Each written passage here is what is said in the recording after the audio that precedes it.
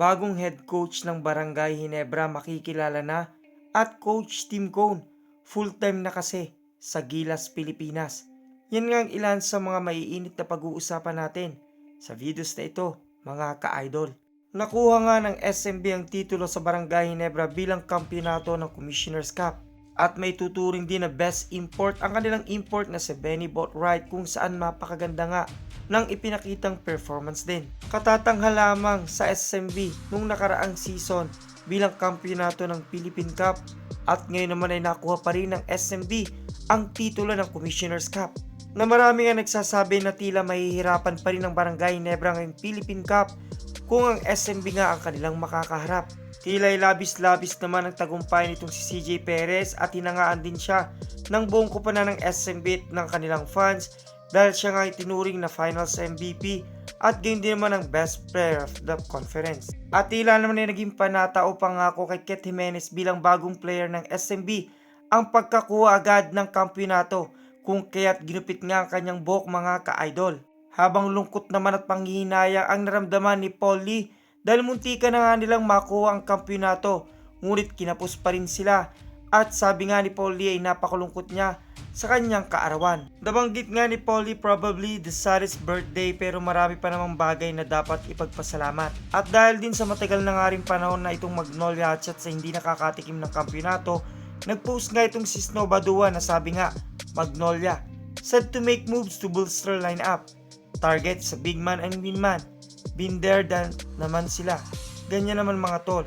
Plan is to make the team as formidable as SMB at Barangay Ginebra. Na sa mga susunod na season ay tila itong si Tyler Bay pa rin ang kukuning import ng Magnolia Hatchets.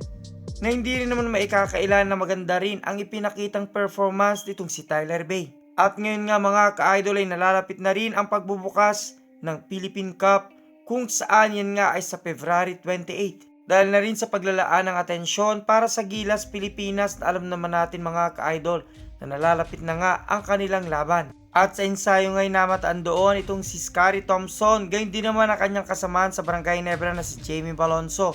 At nandun din naman mga ka-idol itong si L.A. Tenorio na hindi man nakasama sa 12-man lineup na nilabas ni Coach Tim Cone, gayon din itong si Japit Aguilar. Pero ang kagandahan ngay sigurado na itong si Justin Brownlee na super import ang magiging naturalized player ng Gilas, Pilipinas. Na magkakaroon nga sila ng send of practice ngayong darating na February 19, 2024, 6pm sa Philippine Sport Arena. Nang tanong nga ngayon mga ka-idol katulad ni Coach Reyes na iniwan nga ang TNT dahil nag full time sa Gilas, Pilipinas, itong si Coach Tim Cone ay hindi nga malayong mangyari din sa kanya na iwan ang Barangay Ginebra.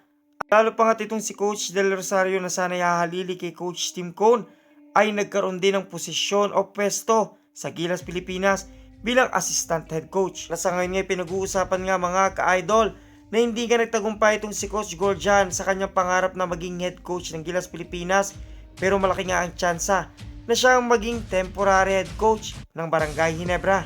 Na hindi nga imposibleng mangyari itong mga ka-idol dahil itong si Coach Tim Cone ay kailangan mag-focus sa Gilas, Pilipinas. Katulad nga ng ating nakalap na impormasyon, sabi rito rumor, Brian Gorjan magiging head coach ng San Miguel Birmen o assistant coach sa Barangay Ginebra.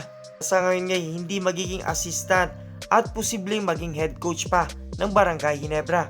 Kung kayong tatanungin ko mga ka-idol kung sakali ngang mag-focus na itong si Coach Tim Cone, alam naman nating mahirap para sa kanya.